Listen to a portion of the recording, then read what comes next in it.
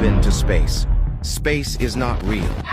There is a theory that claims that we are not able to go to space because we live in a dome. There is a transparent barrier stopping us from leaving our enclosed world. Flurfers, or flat earthers, say that there is no open space or vacuum, and that above this dome is in fact more water. Many believe this as Psalms 19:1 in the Bible describe a firmament that separates us from the waters above.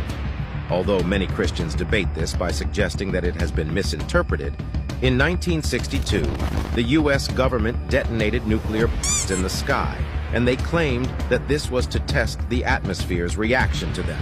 Although it sounds crazy, some theories state that this is not the case, and that it was actually the government attempting to see if they could break through this dome or invisible barrier. What makes this kind of believable is that they named this Operation Fishbowl.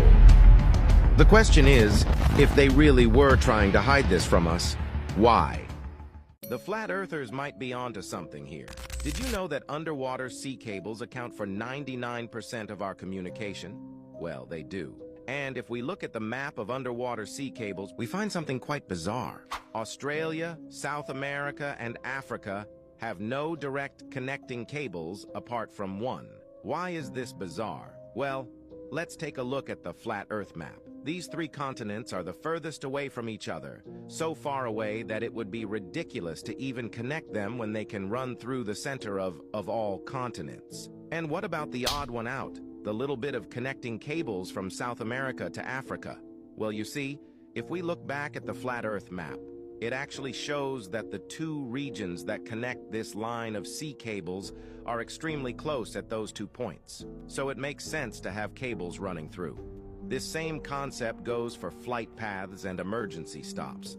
Many of them don't make any sense on a globe Earth map, but make complete sense according to the flat Earth one. So, do the flat earthers have a valid point here, or are you still not convinced? Yet. The Earth is not a planet. It is the center of the universe. And no, not this universe where everything is millions, billions, and trillions of miles away. That is all fabricated. Now, this is a theory growing in popularity, and it supports the flat Earth theory, as it is based around the idea that the Earth is stationary. Everything around us is moving. This model of the Earth shows us that we are not as insignificant as we are taught we are.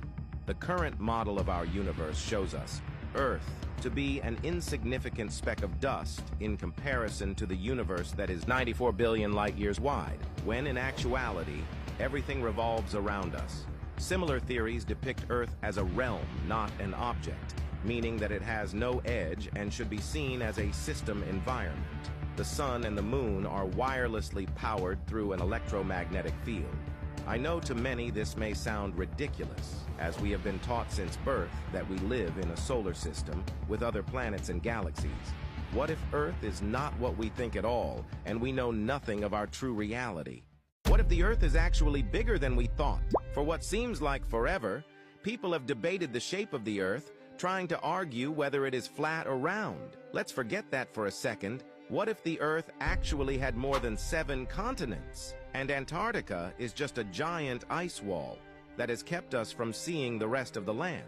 Now, this is all just a conspiracy, but if you like what-ifs, think about these maps that show another 20 continents hidden from us, beyond the ice wall. There are countless theories that suggest that these continents hold prehistoric animals, advanced civilizations, and even extraterrestrial beings. Even crazier theories suggest that the 7 continents that we are living in are actually a part of a giant farm or business that is owned by a small handful of families that comprise of the filthy rich in our world or even in the other continents that we are oblivious to.